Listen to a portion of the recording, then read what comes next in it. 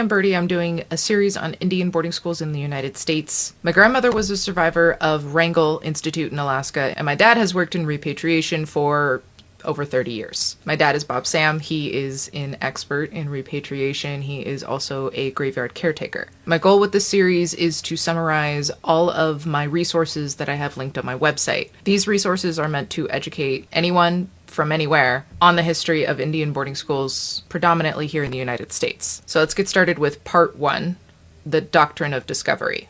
The doctrine of discovery has its origins in a 15th century papal decree. Decree. Wow. Why is it so hard to say?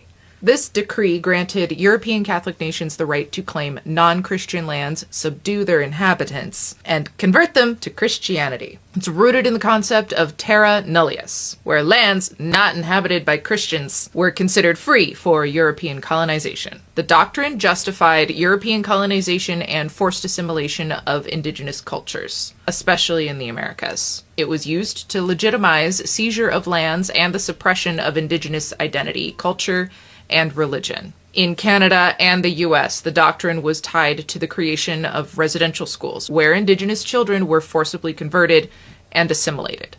The doctrine of discovery was ultimately integrated into US law in 1823, ruling that Native Americans had no right to land ownership because of the doctrine. The doctrine's harmful effects on indigenous populations persist today. Much of the historical trauma, marginalization, and disparities are rooted in the doctrine of discovery. And as of a few years ago, they did repudiate the doctrine of discovery. Now, the doctrine of discovery is Catholic. However, many Christian denominations participated in the Indian boarding school system. For example, the Presbyterian Church had a major hand in running the schools in Alaska. Now, I'm going to leave this here for the doctrine of discovery, so come back next time where I talk more about the beginnings of these schools and some new information that has come out with the recent reports. All right, see you next time.